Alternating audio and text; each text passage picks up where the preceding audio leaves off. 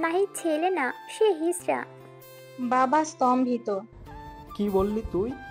হ্যাঁ বাবা, সে বিয়ের পর থেকে আমাকে একবারও ছুঁয়ে দেখেনি। আমি জিজ্ঞেস করলে সে বলে তার নারীর প্রতি কোনো অনুভূতি বা ফিলিংস নেই, তার পুরুষের প্রতি ফিলিংস আর অনুভূতি আছে। বহুবার পুরুষদের বাসায় এনে পাশের রুমে তাদের সঙ্গে। বাবা, আজ যখন একই কাজ করে আমি প্রতিবাদ করি, তখন সে আমায় মেরেছে, এভাবে রক্তাক্ত করেছে। তুই আগে বলিসনি কেন? তোমার ভয়ে চুপ ছিলাম বাবা। নাহিদ একজন মেধাবী শান্ত স্বভাবের যুবক। উচ্চশিক্ষা শেষে এখন সে দেশের এক নামী ন্যাশনাল কোম্পানির উচ্চ পদস্থ কর্মকর্তা। বেতন বেশ ভালো। জীবনযাপন আর পাঁচজনের মতো নয়, বরং একটু গোছানো ও সম্মানজনক। বাবার রেখে যাওয়া সম্পত্তির অংশ হিসেবে সে পেয়েছে একটি নিজস্ব ফ্ল্যাট ঢাকার অভিজাত এক এলাকায়। বাবা মা অনেক আগেই মারা গেছেন, তাই একরকম একাই চলতে হয় তাকে। নাহিদের বড় ভাই রাশেদ দীর্ঘদিন আগে বিদেশে চলে গেছেন, সেখানে বিয়ে করে স্থায়ীভাবে সেটেলড। ভাইটি প্রতি মাসেই নাহিদের জন্য মোটা অঙ্কের টাকা পাঠান, ভালোবাসার নিদর্শন স্বরূপ। আর একমাত্র বোন ফারিন স্বামী নিয়ে থাকে চট্টগ্রামে। সংসার তার মন্দ নয়, তবে মাঝে মাঝে বোনের আবদারে জীবনের বড় সিদ্ধান্ত নিতে হয় নাহিদকে। বিয়ে না চাওয়া এক সম্পর্কের সূচনা। বোন ফারিনের আবদারেই নাহিদ বিয়ে করতে রাজি হয়। মেয়ে পছন্দ করে দেওয়া হয় পারিবারিকভাবে। সবকিছু খুব দেখে শুনে দুই পরিবারের সম্মতিতে বিয়ে হয় নাহিদ আর নীলার। নীলার বাবা একজন কড়া ইসলামিক মাইন্ডের মানুষ, ধার্মিক রীতিনীতি মেনে চলা এবং মুখে সর্বক্ষণ আল্লাহ রসুলের কথা। বিয়ের আগে নাহিদ আর নীলার মধ্যে তেমন একটা কথা হয়নি, সম্পর্ক গড়ে ওঠার সুযোগই ছিল না। আজ তাদের বাসর রাত। নীলা মাথায় ঘোমটা টেনে বিছানায় চুপচাপ বসে আছে। সময় গড়িয়ে যাচ্ছে। একটানা বসে থেকে কোমর ব্যথা করছে তার। 3 ঘন্টা কেটে গেল, নাহিদের দেখা নেই। হঠাৎ একটা হালকা কাশি দিয়ে ঘরে ঢুকে নাহিদ। দুঃখিত, অনেকক্ষণ বসিয়ে রেখেছি। আস্তে আস্তে বলে সে। আসলে বন্ধুরা কিছুতেই আমাকে ছাড়তে চাইছিল না। নীলা কিছু বলে না, শুধু মাথা নেড়ে বলে, ওকে। এমন হয়। নাহিদ নীলাকে বলে, তুমি কাপড় চোপড় পাল্টে আসো, আমিও পাল্টে আসছি। নীলা চুপচাপ চলে যায়। ফিরে এসে দেখে নাহিদও বদলে নিয়েছে পোশাক।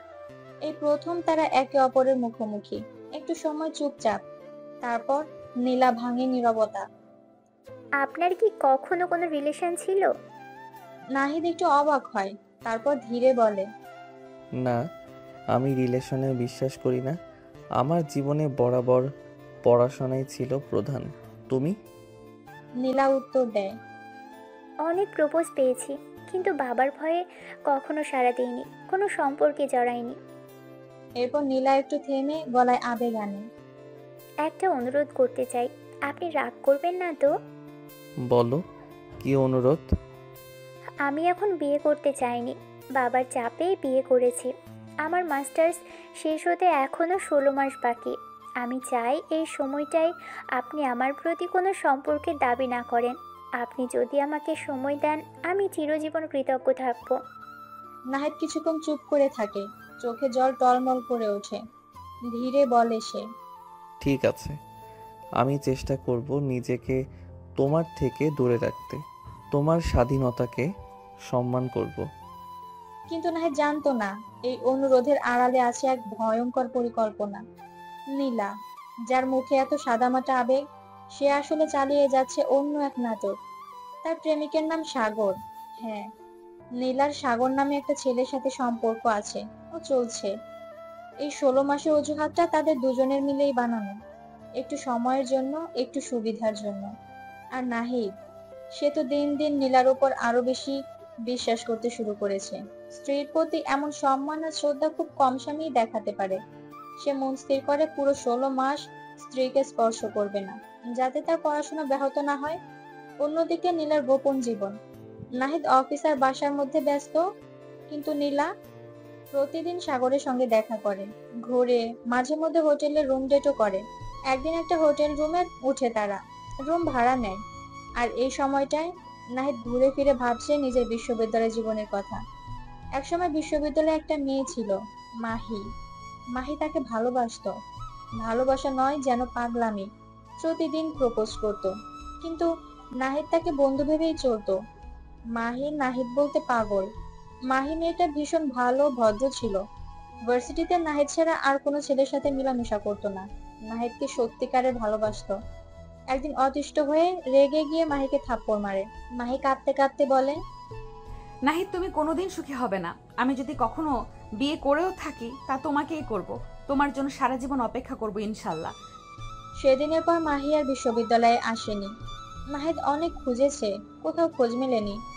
এখনো মাহিকে মনে মনে খুঁজে বেড়ায় নাহিদ ক্ষমা চাওয়ার জন্য।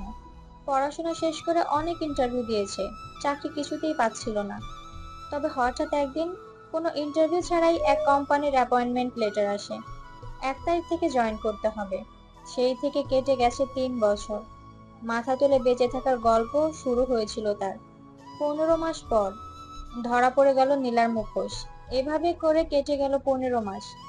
একদিন হঠাৎ নাহিদের চোখে পড়ে নীলা একটা বাইকের পেছনে বসে আছে। বাইকারকে জড়িয়ে ধরে কোথায় যেন যাচ্ছে। নাহিদ পেছন পেছন ফলো করে। দেখে তারা ঢুকে পড়ে এক হোটেলে, রুম নেয়। হোটেলের ম্যানেজার ছিল নাহিদের ভার্সিটির জুনিয়র।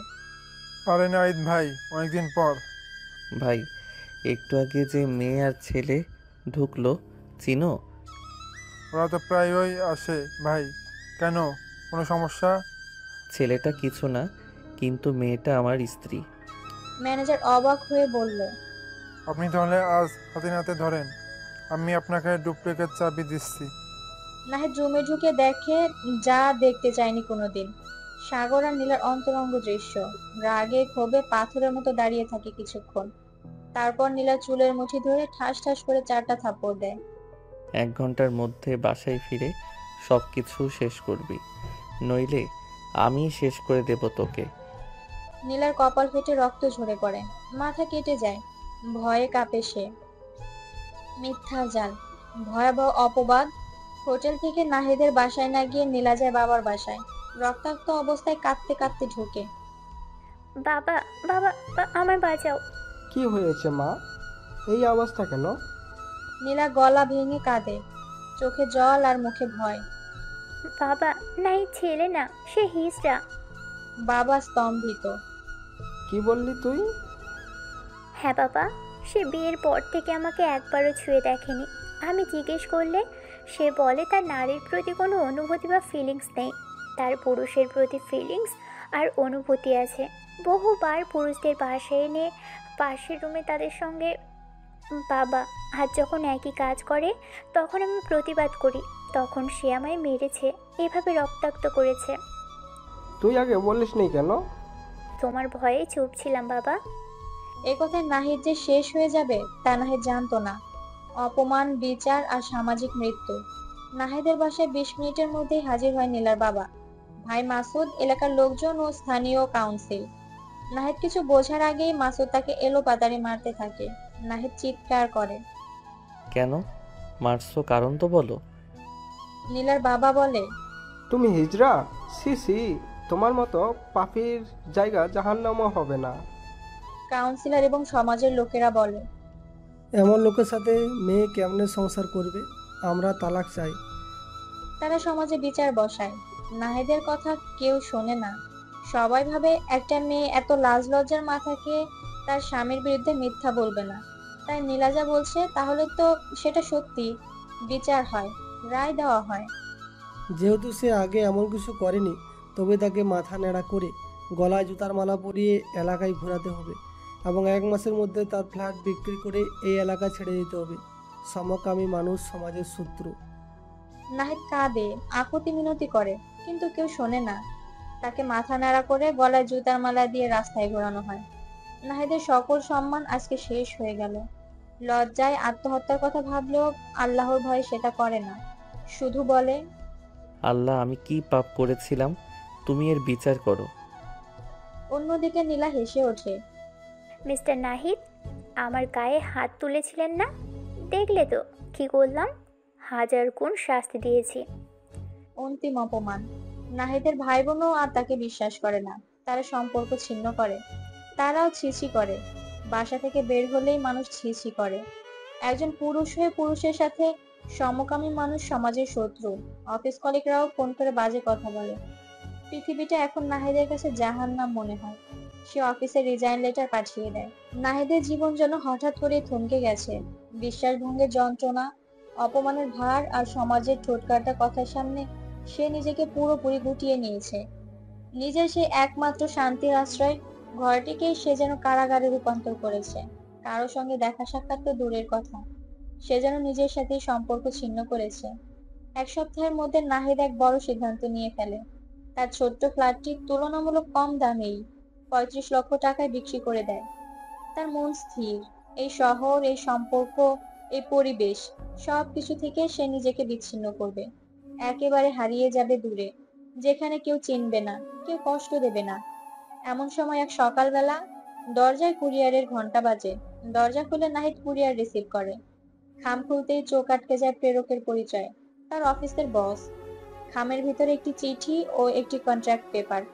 চিঠিতে লেখা ছিল, মিস্টার নাহিদ, আমি আপনার বিরুদ্ধে কিছু খবর পেয়েছি, কিন্তু আপনার পুরনো কিছু আত্মীয় ও পরিচিতদের থেকে জেনে বুঝেছি আপনি সেরকম মানুষ নন। আমি নিশ্চিত আপনাকে ফাঁসানো হয়েছে, তাই আপনার রেজিগনেশন লেটার গ্রহণ করা হয়নি। আপনাকে সিলেট অফিসে বদলি করা হলো এবং একটি 5 বছরের কন্ট্রাক্ট পাঠানো হলো। আপনি এই কন্ট্রাক্টে স্বাক্ষর করে সিলেট অফিসে জয়েন করবেন।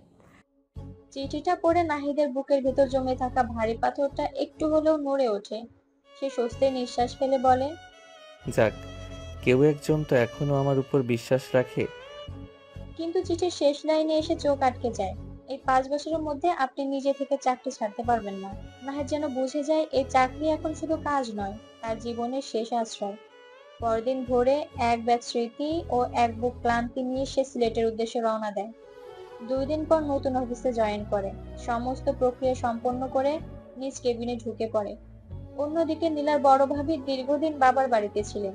তিনি বাড়ি ফিরে এসে নীলাকে বাড়িতে দেখতে পেয়ে প্রশ্ন করেন মাসুদকে। নীলা এখানে কেন? মাসুদ কোনো কিছু না লুকিয়ে একে একে সবকিছু খুলে বলেন।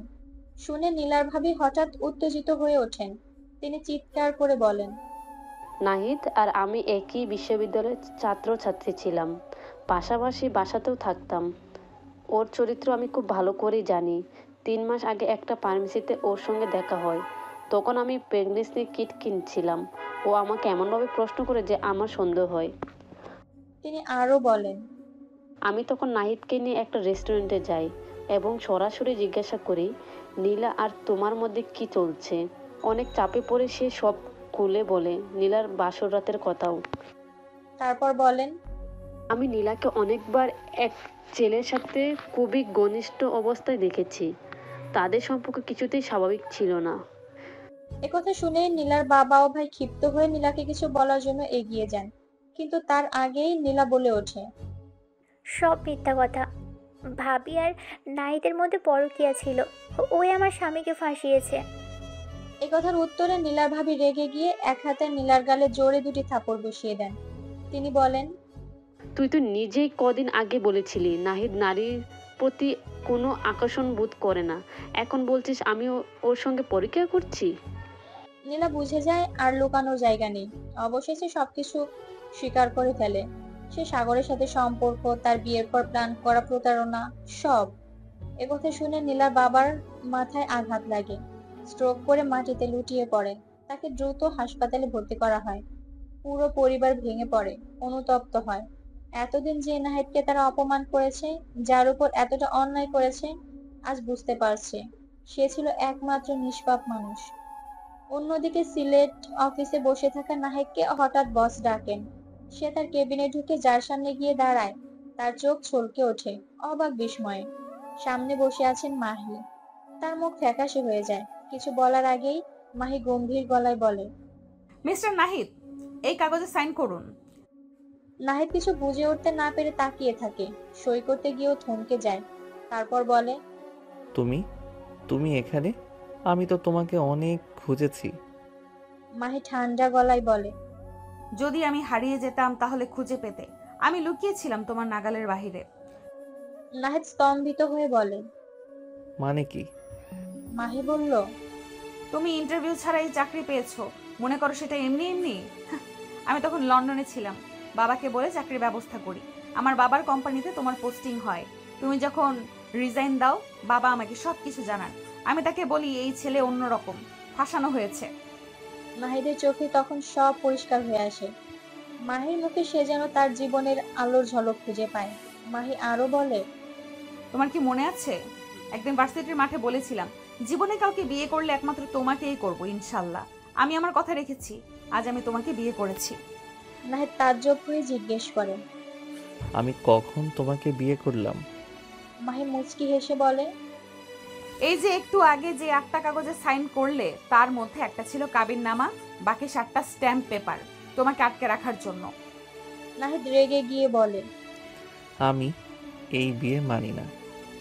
মাহি কঠিন গলায় বলে, না মানলেও সমস্যা নেই, কাবিন নামে 5 কোটি টাকা কাবিন আছে, আর এই চাকরি ছাড়তে চাইলে 3 কোটি জরিমানা। এখন তুমি চাও তো চলে যেতে পারো। নাহিদের মাথা ঘুরতে থাকে, সে থমকে যায়। মাহি কঠোরভাবে বলে, আইনের চোখে তুমি এখন আমার স্বামী, ইসলামী নিয়ম অনুযায়ী কাজী রাখছি, এবার কবুল বলো। প্রথমে নাহিদ অস্বীকার করলেও পুলিশের ভয় দেখিয়ে শেষমেশ কাজী সাহেবের সামনে দাঁড়িয়ে কবুল বলে। তাদের বিয়ে হয়ে যায় ইসলামের বিধান অনুযায়ী। পরদিন মাহি কাপড় চোপড় নিয়ে নাহিদের বাসায় উঠে পড়ে। তার ঠোঁটে ছিল এক নির্মম হাসি। সে বলে, মিস্টার নাহিদ, আজ থেকে শুরু হবে আমার প্রতিশোধ। নাহিদ ভয় পেয়ে জিজ্ঞেস করে। কিসের প্রতিশোধ? মাহি দৃঢ় কণ্ঠে বলে, সবার সামনে আমাকে থাপ্পড় মারার প্রতিশোধ। অন্যদিকে নীলার বাবার অবস্থা কিছুটা ভালো, কিন্তু পুরো পরিবার আজ অনুতপ্ত, লজ্জিত। একটা মেয়ের ভুল সিদ্ধান্ত পুরো পরিবারকে কাঁদিয়ে ছাড়ে। একদিন হঠাৎ করে নীলার মোবাইলে আসে এক ভয়ঙ্কর ভিডিও। সাগরের সঙ্গে তার অন্তরঙ্গ মুহূর্তের দৃশ্য। ভিডিওটা দেখে নীলা মানসিকভাবে ভেঙে পড়ে। সঙ্গে সঙ্গে সাগরকে ফোন দেয়, সব জানায়। সাগর বলে, তুমি তাড়াতাড়ি দেখা করো, সব ঠিক করতে হবে। একটা নিঃশব্দ দুপুর। শহরের গহীনে গড়ে ওঠা ছোট্ট এক কফি শপে মুখোমুখি বসে আছে নীলা আর সাগর। কফির কাপে ধোঁয়া উঠছে, কিন্তু দুজনের চোখে ভেসে আছে অজানা শঙ্কা আর অভিমান। নীলা একবার ফোনের স্ক্রিনে তাকায়, আবার সাগরের মুখের দিকে, যেন ভবিষ্যতের ভয়ঙ্কর ছায়াগুলো ঘনিয়ে আসছে তার বর্তমানকে গিলে খাওয়ার জন্য। নীলা নিঃশব্দে প্রশ্ন করে, বলো তো সাগর, ওরা আমাদের কাছে আসতে চায় কি? সাগর এক মুহূর্ত চোখ নিচু করে থাকে, যেন লজ্জা লুকোতে চাইছে। এরপর কণ্ঠে কিছুটা ভার এনে উত্তর দেয়, দুইটা জিনিস চাই, একটা আমি দিতে রাজি হয়েছি, কিন্তু দ্বিতীয়টা তোমার কাছ থেকে চাই। নীলার কণ্ঠ থরথর করে ওঠে। কি চাই তারা? সাগর ধীরে মাথা নিচু করে বলল, 2 লক্ষ টাকা আর তোমার সাথে এক রাতের জন্য রুম শেয়ার করার সুযোগ। এ কথা শুনে যেন আকাশ ভেঙে পড়ে নীলার মাথার উপর। তার ঠোঁট শুকিয়ে আসে, গলার স্বর ক্ষীণ হয়ে যায়। না সাগর, এটা আমি কখনোই পারবো না। তুমি জানো আমি কি অবস্থায় আছি। সাগরের চোখে জল এসে যায়, কিন্তু সেই জলেও স্বার্থের গন্ধ। নীলা, আমি তোমাকে ভালোবাসি, আমি তোমাকে বিয়ে করব ঠিকই, কিন্তু এই ভিডিও যদি ভাইরাল হয়ে যায় তাহলে আমাদের মুখ দেখাবো কিভাবে? তুমি জানো তো এই সমাজ মেয়েদের কিভাবে বিচার করে। প্লিজ শুধু এইবার আমার জন্য। নীলা মাথা নিচু করে ফেলে। তার হৃদয়ের সমস্ত শক্তি যেন হঠাৎ গলে যায়। নিজের আত্মা ও শরীরকে বিকিয়ে দিয়ে জীবনের সবচেয়ে নিকৃষ্ট সিদ্ধান্তটি নিয়ে ফেলে সে। রাজি হয়ে যায়। সেই রাত অপরিচিত এক হোটেল রুমে 2 অচেনা লোকের সঙ্গে একা বন্দী হয়ে পড়ে নীলা। ঘরের প্রতিটি দেয়াল যেন তার নীরব কান্নার প্রতিধ্বনি। শরীর বিদ্রোহ করে, মন আর্তনাদ করে, কিন্তু মুখে প্রতিবাদের শক্তি আসে না। হেরে যায় এক নারীর আত্মসম্মান, ভালোবাসার নামে প্রতারণার কাছে। অন্যদিকে নাহিদের নতুন বাসায় চলে আসে মাহি। প্রতিশোধের নামে যে মেয়েটা এসেছিল, সে আজ নিজেই সবকিছু সাজাতে চায়, যেন এই সংসারটা তারই প্রেমময় এক পৃথিবী। বাসায় ঢুকে মাহি একটু অবাক হয়ে যায়। খালি দেয়াল, পুরনো বিছানা, একটা চেয়ার আর এক প্লেট, যেন কোনো কাঙালির ঘর। তার চোখে জল চলে আসে।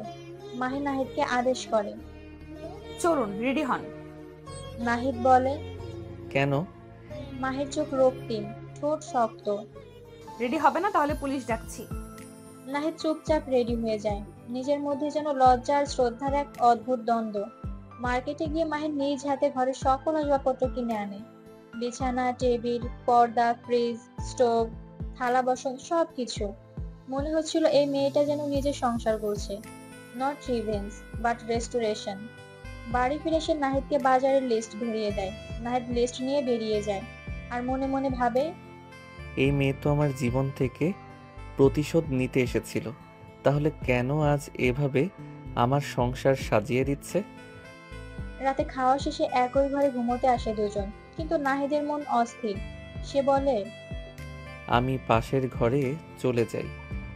তখনই হঠাৎ মাহি ছুটে এসে তাকে জড়িয়ে ধরে। তার চোখ দিয়ে গড়িয়ে পড়ে অশ্রুধারা। সে কাঁদতে কাঁদতে বলে, নাহিদ, আমি কি কখনো তোমার ভালোবাসার যোগ্য হব না? আমি তোমাকে নিজের জীবনের থেকেও বেশি ভালোবাসি। মাহির কণ্ঠে কাঁপুনি। তোমার বিয়ের খবর শুনে আমি বিষ খেয়েছিলাম। বাবা ঠিক সময় হাসপাতালে নিয়ে যাওয়াতে বেঁচে যাই। যখন জানতে পারলাম তোমার ডিভোর্স হয়েছে, আমি এক মুহূর্ত দেরি না করে তোমাকে ব্ল্যাকমেল করে বিয়ে করলাম, শুধু তোমাকে হারানোর ভয়ে। নাহিদের বুকটা মোচড় দিয়ে ওঠে। সে ভাবে, একটা মেয়ে আমাকে এতটা ভালোবাসে, অথচ আমি কখনোই বুঝিনি। মাহি নাহিদের পায়ে পড়ে বলে, আমি প্রতিশোধ চাই না, আমি শুধু তোমার ভালোবাসার ভিক্ষা চাই। দিবে না নাহিদ? নাহিদ কাঁপা গলায় মাহিকে তুলে নিজের বুকে জড়িয়ে ধরে বলে, মাহি, আজ যদি আমি তোমার এই ভালোবাসাকে ফিরিয়ে দেই, তাহলে সারা জীবন আর কোনো ভালোবাসা পাবো না। তুমি যে ভালোবাসা দিয়েছো সেটা উপহার নয়, আমার আত্মা। আমি কখনো জানতাম না কেউ এইভাবে ভালোবাসতেও পারে। তুমি যদি থাকো পাশে, তাহলে আমার ভাঙা জীবনও স্বর্গ হয়ে যাবে। একথা শুনে মাহির কান্না আরো বেড়ে যায়। তবে এবার তার কান্না ছিল আনন্দের। নাহিদ ধীরে ধীরে মাহির চোখের জল মুছে দিয়ে বলে, আমিও তোমাকে অনেক ভালোবাসি মাহি, অনেক অনেক ভালোবাসি। তারা ডুবে যায় ভালোবাসার গভীর সাগরে। সেই রাতে চাঁদের আলো আর বাতাসের স্পর্শে একে অপরের অস্তিত্ব মিলিয়ে গেল প্রেমের বন্ধনে, যেন হৃদয়ের গভীরতম স্পর্শের নতুন ভোরের সূচনা। অন্যদিকে নীলার জীবন আরো অন্ধকার হয়ে উঠছে। প্রতিদিন 4-5 দিন পরপর সাগর নীলাকে দিয়ে 2-3 জনের সাথে রুম শেয়ার করাচ্ছে। নীলা ভেতরে ভেতরে ভেঙে পড়েছে। নিজেকে একসময় পতিতা বলে মনে হতে থাকে। নীলার বাবা এখন সুস্থ হয়ে গেছে। নীলার বাবা ও ভাই নাহিদকে অনেক খুঁজে। তার ফ্ল্যাটে যায়, বন্ধু ও ভাইকে কল দিয়ে জিজ্ঞেস করে, বোনকে কল দিয়ে জিজ্ঞেস করে, কিন্তু নাহিদের কোনো খবর নাই। তারা এত পরিমাণ অনুতপ্ত যা বলে বোঝানো যায় না। কিন্তু নীলার এখনো কোনো মাথা ব্যথা নাই। একদিন নীলা হোটেল রুম থেকে বের হয়ে দেখে একটু আগে যে 2 লোকের সাথে রুম ডেট করেছে, সাগর সেই লোকদের কাছ থেকে মোটা অঙ্কের টাকা নিচ্ছে। তারা বলছে, সাগর ভাই, মালটা দারুণ ছিল, মজা পাইছি, তাই খুশি হয়ে 2000 টাকা বাড়িয়ে দিলাম। একথা শুনে নীলার মাথায় বাজ পড়ে। সে বুঝে যায় সাগর নিজেই ভিডিও বানিয়ে ব্ল্যাকমেল করে টাকা কামাচ্ছে। নীলা চিৎকার করে ওঠে, তুমি আমার সাথে এমন করলে সাগর? আমি তো তোমাকে বিশ্বাস করেছিলাম। সাগর ঠান্ডা গলায় বলে, বিশ্বাস করেছিলি তাই তো তোকে পতিতার মতো ব্যবহার করতে পারছি। আরো এক ধাক্কা দিয়ে বলে, তুই একটা পতিতা, তোর মতো মেয়েকে কেউ ভালোবাসে না। তুই আমার কথায় নিজের এত ভালো স্বামীকে যে অপমান করলি, সে বেঁচে আছে না আত্মহত্যা করছে কে জানে। কাল তুই আরেকজনের জন্য আমার সাথে এমন করবি না, তার কি গ্যারান্টি? নীলা ফ্যাল করে চেয়ে থাকে। হঠাৎ বলে, যার জন্য করলাম চুরি সেই বলে আমি চোর? সাগর বলে, এ তো কথা জানি না। আমি কল দিলে তুমি আসবি, সার্ভিস দিবি আর চলে যাবি, না হলে ভিডিও ভাইরাল করব। অন্যদিকে মাহি আর নাহিদের ভালোবাসার রাত শেষ করে সকাল শুরু হয়। মাহি রান্নাঘরে গিয়ে নাস্তা বানিয়ে নাহিদকে ডাকে। নাহিদ ওঠো। নাহিদ ঘুম ভাঙতেই দেখে মাহি তার কপালে চুমু খেয়ে ওয়াশরুমে ঢুকছে। নাহিদের মুখে এক টুকরো হাসি। এমন ভালোবাসা কজন পায়? নাস্তার টেবিলে বসে নাহিদ ভাবে, এই মেয়েটা শুধু ভালোবাসেনি, আমার পৃথিবীটাকে বদলে দিয়েছে। আল্লাহ, তোমার দরবারে শুকরিয়া। আল্লাহ যা করে বান্দার ভালোর জন্য করে। নাহিদ একটু দ্বিধায় জিজ্ঞেস করে, তোমার বাবা আমাদের সম্পর্ক মেনে নেবে তো? মাহি হেসে বলে, তোমাকে না বলেই ব্ল্যাকমেল করে বিয়ে করেছি। আর এই সব বুদ্ধি কিন্তু বাবা আর মা দিয়েছে।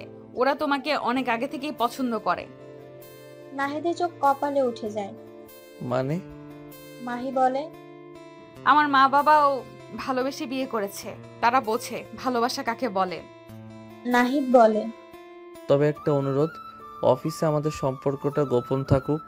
আমরা স্বামী স্ত্রী নই, শুধু বস আর কর্মচারী। মাহি হেসে বলে, তোমার জন্য এই জীবনটাও দিয়ে দিতে পারি, শুধু একটা কথা, আমি তোমার ভালোবাসার ভাগ কাউকে দিতে পারবো না। নাহিদ মনে মনে ভাবে, একটা মেয়ে এভাবে আমাকে ভালোবাসে, এই ভালোবাসা আমার জীবনের শ্রেষ্ঠ প্রাপ্তি। তবে ভাগ্য কি এত সহজে ছেড়ে দেয়? নীলা এবার নতুন এক ঝড়ের মুখোমুখি হয়। এক অজানা কারণে তাকে সিলেট আসতে হয়, যেখানে আবার নাহিদের জীবনে তার পদচিহ্ন পড়তে যাচ্ছে। তাহলে কি আবারও এক তুফান অপেক্ষা করছে মাহি আর নাহিদের ভালোবাসার মাঝে? দিন দিন নীলার প্রতি সাগরের অবিচার বেড়েই চলেছে, যেন কুৎসিত প্রতিশোধ পরায়ণতা তাকে গিলে খাচ্ছে। নীলাকে আর মানুষ মনে করে না সে। প্রতিদিন নতুন নতুন লোকের সঙ্গে রুম শেয়ার করিয়ে দেয়, শরীর বিক্রির ফাঁদে ফেলে। কিন্তু একদিন হঠাৎ নীলা সাগরের মুখোমুখি হয়ে বলে দেয়, আমি আর এসব করব না, আর কোনো লোকের সঙ্গে রুম শেয়ার করব না, যা হওয়ার হোক। এবার থামবো আমি। সাগরের চোখ রক্তবর্ণ। সে হেসে ওঠে। ভিডিও ভাইরাল করে দেব, তখন তোদের সমাজেই জায়গা থাকবে না। নীলা তবুও কোনো পাত্তা না দিয়ে চলে যায়। সে বুঝে গেছে আর সহ্য করার জায়গা নেই। অন্যদিকে নাহিদ আর মাহির সংসার যেন এক স্বর্গরাজ্য। প্রতিদিন একে অপরের প্রতি ভালোবাসা আর বিশ্বাস বাড়ছে। ভালোবাসার গহীনে তারা যেন একে অপরের ছায়া। এমন সময় অফিসের ম্যানেজার সাইদ আহমেদ লক্ষ্য করে মাহিকে সে পছন্দ করলেও মাহির মন পড়ে আছে শুধুই নাহিদের উপর। তার ভিতরে ঈর্ষার আগুন দাউ দাউ করে জ্বলে ওঠে। একদিন সাইদ আহমেদ মাহির কেবিনে গিয়ে বলে, ম্যাডাম, কিছুদিন ধরে লক্ষ্য করছি নাহিদ সাহেব আপনার দিকে খুব কুনজরে তাকান। ভঙ্গিমাটা খুব অস্বস্তিকর। মাহি বিস্মিত। কি বলেন ম্যানেজার সাহেব? আমি তো এমন কিছু খেয়াল করিনি। সাইদ মুখ গম্ভীর করে বলে, আমি প্রতিদিন খেয়াল করি আপনার প্রতি তার দৃষ্টি ভালো না, সাবধানে থাকুন। মাহি মুখে রহস্যময় হাসি দিয়ে বলে, ঠিক আছে, আপনি এখন যান আর নাহিদ সাহেবকে আমার কেবিনে পাঠিয়ে দিন। সাইদ ভিতরে ভিতরে আনন্দে ফেটে পড়ে। ভেবেই নাই আজ নাহিদকে উচিত শিক্ষা দিতে পারবে। নাহিদ আসে, কেবিনের দরজা ভিতর থেকে ভালো করে লক করে দেয়। সে মাহিকে চেয়ার থেকে টেনে তুলে নিজের জায়গায় বসে আর মাহিকে জোর করে কোলে বসিয়ে দেয়। চোখে লুকানো ভালোবাসার দুষ্টামি। বলো, ডাকলে কেন? মাহি ঠোঁট চেপে হেসে বলে, তুমি নাকি আমার দিকে কুনজরে তাকাও? কে বললো এই আজগবি কথা? তাছাড়া আমার অধিকার আছে তাকানোর। মাহি বলে, ম্যানেজার সাহেব বলেছে। এই শুনে দুজনেই হেসে লুটিয়ে পড়ে। নাহিদ বলে, আমি যে রাতে তোমার বেডরুমে কত কিছু দেখি, সেটা যদি উনি জানতো তাহলে হার্ট অ্যাটাক করে মারা যেত। মাহি বলে, তোমার মুখে কিছু আটকায় না? তারপর নাহিদ ধীরে ধীরে মাহির কানের পাশে মুখ নিয়ে ফিসফিস করে বলে, তুমি জানো, তোমার চুলের গন্ধটা রাতের ঘুম কেড়ে নেয় আমার। আর যখন তুমি শাড়ি পরে রান্নাঘরে দাঁড়াও, তখন আমি আর নিজেকে থামাতে পারি না। তোমার কোমরের মোচড়টা আমার চোখের স্বপ্ন হয়ে গেছে। তুমি যখন জড়ায়ে ঘুমাও, মনে হয় পুরো পৃথিবীটা এই বাহুর ভেতর। তোমার পেটটা যখন দেখি, তখন নিজেকে ধরে রাখতে পারি না। আর আমি একটু একটু করে তোমাতে আরো ডুবে যাচ্ছি। মাহি লজ্জায় মাথা নিচু করে বলে, বুঝি না কি বলো, চুপ করো। নাহিদ বলে, চুপ করলে বউ, ভালোবাসা বলে কিছু থাকবে না। এই গভীর প্রেমের ছায়ায় ওদের সংসার হয়ে ওঠে ভালোবাসার পরিপূর্ণ গৃহ। অন্যদিকে সাগর সত্যি সত্যি নীলার স্ক্যান্ডাল ভিডিও সোশ্যাল মিডিয়ায় ছড়িয়ে দেয়। মুহূর্তেই ভাইরাল হয়ে যায়। পুরো সমাজ যেন ঘৃণায় মুখ ফিরিয়ে নেয়। নীলার পরিবার ঘর থেকে বের হওয়া বন্ধ করে দেয়। পাড়া প্রতিবেশী, আত্মীয় স্বজন সবাই যেন থুতু ছুড়ে দিচ্ছে তাদের উপর। যে এলাকার মোড়লদের সামনে বসে একদিন নীলার বাবা নাহিদের বিচার চেয়েছিল, আজ তারাই বলছে, মেয়ের চরিত্র ঠিক রাখলে তো এত কিছু হতো না। একদিন নীলা তার মায়ের সাথে ওষুধ আনতে বের হয়। কিছু বখাটে পেছন থেকে বলে, চলো না সুন্দরী, আমাদের সাথেও একটু সময় কাটাও। ফিগার তো দেখছি ভিডিও, তো তোর মতো মাল একাই খাওয়া ঠিক না। নীলা থমকে দাঁড়ায়, চোখে পানি জমে। পেছন থেকে ভাবি বলে ওঠে, পাপ বাপকে ছাড়ে না নীলা। তুমি নাহিদের সঙ্গে যা করেছো তার ফল এখন ভোগ করছো। নীলার বাবা মাথা নিচু করে বলেন, ঠিক বলছো বৌমা, কিন্তু ছেলেটাকে অনেক খুঁজেছি, একবার ক্ষমা চাওয়ার জন্য কোথাও পাইনি। ভাবি তীব্র গলায় বলেন, ক্ষমা চাইলে কি হবে? যাকে মাথা নাড়া করে জুতার মালা পরিয়ে এলাকার ঘোরানো হয়, তার সম্মান আর ফেরে না বাবা। নীলার বাবা নিঃশ্বাস ফেলে, চুপচাপ ওখান থেকে চলে যান। তবু এই অবস্থায় নীলার মনে একটুও অনুতাপ নেই নাহিদের প্রতি করা অন্যায়ের জন্য, বরং জেদ চেপে বসে। পরিবার সিদ্ধান্ত নেয় নীলাকে সিলেট পাঠিয়ে দেওয়া হবে বড় মেয়ের বাড়িতে। তার দুলাভাইয়ের সুপারিশে একটি চাকরির ব্যবস্থা হবে। এদিকে মাহি তার বাবার বাড়ি যায় নাহিদকে নিয়ে। ওখানে আয়োজন করা হয়, নতুন জামাই বলে কথা, সংবর্ধনা দেওয়া হবে। কিন্তু হঠাৎ মাহি অজ্ঞান হয়ে পড়ে। নাহিদ পাগলের মতো হয়ে যায়। মাহির বাবাকে বলে ডাক্তার ডাকতে। ডাক্তার এসে পরীক্ষা করে মাহির বাবাকে বলেন, তাড়াতাড়ি মিষ্টি খাওয়ান, আনন্দের সংবাদ। সবাই হতভম্ব। ডাক্তার বলেন, আপনি নানা হতে চলেছেন। পুরো বাড়ি আনন্দে ভরে যায়। হুঁশ ফিরে আসে মাহির। নাহিদ মুখ কালো করে মাহির পাশে বসে। কি হয়েছে, মুখ কালো করে আছো কেন? নাহিদ গম্ভীর হয়ে বলে, তুমি বলেছিলে আমার ভাগ কাউকে দিবে না, এখন একজন আসছে ভাগ নিতে। মাহি হঠাৎ কোমরের কাপড় গুজে চোখ মুখ লাল করে বলে, কে সেই শাকচুনি আমার স্বামীর ভাগ নিতে আসবে? জানে মেরে ফেলবো, বাঁচতে দিব না। সবাই হেসে ওঠে। নাহিদ বলে, তুমি মা হতে চলেছ, এখন বুঝেছো কে আমার ভাগ নিতে আসবে? মাহি নাহিদকে জড়িয়ে ধরে কাঁদতে থাকে। এটা খুশির কান্না। এদিকে সিলেটে গিয়ে নীলা তার দুলাভাইয়ের সুপারিশে মাহির অফিসেই জয়েন করে। সেখানে নাহিদকে দেখে হতবাক নীলা। এখানে নাহিদ চাকরি করে? আবার নীলা প্ল্যান করে নাহিদের জীবনে আসতে। একদিন নাহিদ তার ফোনে মাহির ছবি জুম করে দেখে। ছবিতে সে চুমু খায়। সেই দৃশ্য দেখে ফেলে ম্যানেজার সাইদ এবং নীলা। দুজনে একটা নোংরা প্ল্যান করে, ভয়ঙ্কর আর অপমানজনক। এই সময়টাতে মাহি ও নাহিদের জীবন যেন এক রূপকথার মতো। রাতের বালিশে দুজনের হাসি, ভোরে চোখ খুলে ভালোবাসার ছোঁয়া। নাহিদ মাহির পেটে হাত রেখে প্রতিদিন নতুন স্বপ্ন আঁকে। মাহি নাহিদের শার্টে পারফিউম স্প্রে করে বলে, দিনভর আমার গন্ধে থাকো। সন্ধ্যায় দুজন একসাথে ছাদে বসে আকাশ দেখে। সেই আকাশে যেন তারা কেবল নিজেদের ভবিষ্যৎ খোঁজে। মাহির এখন 3 মাস চলছে। অফিসে একটু দেরিতে আসে। নাহিদ সকাল সকাল কাজ শুরু করে। হঠাৎ একদিন পুরো অফিসে নীলা চিৎকার করে ওঠে, বাঁচাও বাঁচাও, নাহিদ সাহেব আমাকে ডেকে নিয়ে এসে ধর্ষণ করেছে। সবে মাত্র সবাই অফিসে আসছে। চিৎকার শুনে নাহিদের কেবিনে সবাই ছুটে আসে। দেখে নীলার কাপড় ছেঁড়া। নীলা বলে, নাহিদ সাহেব আমাকে আজকে সকালে তাড়াতাড়ি আসতে বলে কাজ আছে, আমিও আসি তাড়াতাড়ি। এরপর নাহিদ সাহেব আমাকে। এই বলে নীলা ন্যাকা কান্না শুরু করে। ম্যানেজার সাইদ নাটক করে বলে, আমি তো আগেই বলেছিলাম এই লোক ভালো না। এই লোক আমাদের মাহি ম্যামের দিকেও কুনজরেই তাকায়। এ কথা আমি মাহি ম্যামকেও বলেছি। সব স্টাফ এসব শুনে রেগে যায়। সাইদ বলে, তোকে এখনই নীলাকে বিয়ে করতে হবে, না হলে পুলিশ ডাকবো। নাহিদ মাথা উঁচু করে দাঁড়িয়ে বলে, আমি মরে গেলেও এই মেয়েকে বিয়ে করব না। তখনই কেউ একজন পুলিশ ডাকে। কিছুক্ষণ পর পুলিশ এসে হাজির। অফিসে এক অস্বাভাবিক হইচই। ভেতরে পুলিশ ঢুকতেই নীলা হঠাৎ কান্নায় ভেঙে পড়ে।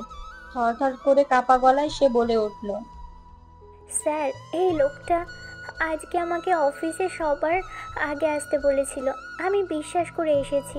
সে নিজের কেবিনে ডেকে আমাকে জোর করে আমার ইচ্ছার বিরুদ্ধে শারীরিক সম্পর্ক করেছে। তার কান্নার শব্দে যেন সারা অফিস স্তব্ধ হয়ে যায়। পাশে দাঁড়ানো ম্যানেজার সাইদ মুখ গম্ভীর করে বলে, স্যার, এই নাহিদ সাহেব খুব বাজে লোক। উনি আমাদের মাহি ম্যামকে কুনজরে দেখেছেন, আমি নিজের চোখে দেখেছি। নাহিদ এক মুহূর্ত থেমে শান্ত অথচ দৃঢ় কণ্ঠে বলে, স্যার আমার বিরুদ্ধে সব অভিযোগ সম্পূর্ণ মিথ্যা, আমাকে ফাঁসানো হচ্ছে পরিকল্পিতভাবে। কিন্তু পুলিশ কর্মকর্তা নির্বিকার ভঙ্গিতে বলে, মিস্টার নাহিদ, আপনার যা বলার আদালতেই বলবেন। বলেই পুলিশ তাকে কথা বলার সুযোগ না দিয়ে হাতকড়া পরাতে এগিয়ে আসে। ঠিক সেই মুহূর্তে এক আকস্মিক পরিবর্তন ঘটে যায়। মাহি, যিনি হঠাৎ অফিসে ঢুকে পড়েন, বিস্ময়ে মুখ ভার করে প্রশ্ন করেন, কি হয়েছে এখানে? পেছন ফিরে দেখে সবাই। অফিসের বস মাহি চৌধুরী নিজে এসে হাজির। নীলা এক ছুটে গিয়ে মাহিকে জড়িয়ে ধরে কান্নায় ভেঙে পড়ে। ম্যাডাম, এই নাহিদ সাহেব আমার সঙ্গে খারাপ আচরণ করেছেন। সাইদ হাত উঁচু করে বলে, ম্যাডাম, কিছুদিন আগে নাহিদ সাহেব আপনার ছবি জুম করে দেখে চুমু খাচ্ছিল, আমি নিজের চোখে দেখেছি। নীলা ম্যাডামও তখন পাশেই ছিলেন। সাইদ আবার বলে, ম্যাডাম, যদি উনি মিস নীলাকে বিয়ে করেন তাহলে তো সব সমস্যার সমাধান হয়ে যাবে। একথা শুনেই মাহির চোখ মুখ লাল হয়ে ওঠে। রাগে গজগজ করে ওঠে তিনি। চুপ, একদম চুপ, এই নাটক অনেক হয়েছে। তারপর তিনি পুলিশের দিকে ফিরে বলেন, আগে আমার স্বামীর হাত করা খুলুন। পুলিশ বিনা বাক্যে হাত করা খুলে দেয়।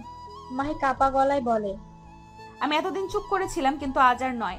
সকালে আমি অফিসে আগে এসেছিলাম। আমি 3 মাসের অন্তঃসত্ত্বা থাকায় নাহিদ আমাকে রেস্টে পাঠিয়ে নিজেই আগে কাজে বসেছে। মিস নীলা, আপনাকে আমি পরে দেখব। মিস্টার সাইদ, আপনি আমাকে কুনজরে দেখতেন তা আমি বহুবার টের পেয়েছি। আর মিস্টার নাহিদ, উনি আমার স্বামী, আমার অনাগত সন্তানের পিতা, আমার প্রথম ও শেষ ভালোবাসা, আমার বিশ্বাসের কেন্দ্র। আমার স্বামী আমার ছবিতে চুমু খেলে সেটা আমাদের ব্যক্তিগত বিষয়। এমন স্পষ্ট ঘোষণা শুনে পুরো অফিসে যেন ঝড় বয়ে যায়। হইচই পড়ে যায় পুরো অফিস জুড়ে। নীলা মনে মনে চমকে ওঠে। এত বড় কোম্পানির মালিকের স্বামী নাহিদ, তার স্ত্রী মাহি। সাইদ ঠোঁট কামড়ে ভাবছে, বাহ, পুরো দানটাই তো মেরে দিলে নাহিদ সাহেব। পুলিশ এবার বলে, মিসেস মাহি, আপনার স্বামীর বিরুদ্ধে ধর্ষণের অভিযোগ এসেছে। আমাদের তাকে গ্রেপ্তার করতে হবে। মাহি ঠান্ডা মাথায় বলে, ঘটনা কোথায় ঘটেছে নীলা? নীলা জবাব দেয়, নাহিদ সাহেবের কেবিনে। মাহি এবার হাসতে হাসতে বলে, আমার স্বামী কাজ করার সময় কি করে তা আমি জানি। আমি গোপনে ওর কেবিনে একটা সিসি ক্যামেরা বসিয়েছি। চলুন রেকর্ড দেখে নেওয়া যাক। পুলিশ ক্যামেরা ফুটেজ চেক করতে রাজি হয়। এদিকে সিসি ক্যামেরা শুনে নীলার মুখ শুকিয়ে যায়। সে কাঁপতে থাকে। সাইদেরও মুখে কোনো কথা নেই। ফুটেজে দেখা যায় নীলা নিজে কাপড় ছিঁড়ে নাটক সাজাচ্ছে। পুরো অফিস ছিছি করতে থাকে। নীলা হঠাৎ বলে বসে, আমি একা না, মিস্টার সাইদও জড়িত। সাইদের মুখ তখন নিষ্প্রভ। সবাই দুজনের দিকে থুতু ছুঁড়ে দেয়। এমন নিচু কাজ, ছি। নাহিদ কানে কানে মাহিকে বলে, এই নীলা আমার প্রাক্তন স্ত্রী। মাহিও কানে কানে উত্তর দেয়, এই সেই মেয়ে না যে তোমাকে ন্যাড়া করে জুতার মালা দিয়ে এলাকায় ঘোরায়? নাহিদ মাথা নাড়ে। মাহির চোখ জ্বলতে থাকে। সে পুলিশকে বলে, এই দুজনের বিরুদ্ধে মানহানির ও প্রতারণার মামলা করুন, আমি সাক্ষী হব। নীলা কাঁদতে কাঁদতে মাহির পা ধরে। ম্যাডাম, এবারের মতো ক্ষমা করে দিন। কিন্তু মাহি পাষাণ। সাইদ চুপ। তাকে দেখে মনে হচ্ছে লজ্জায় গিলে ফেলবে মাটি। পুলিশ তাদের দুজনকে হাতকড়া পরিয়ে নিয়ে যায়।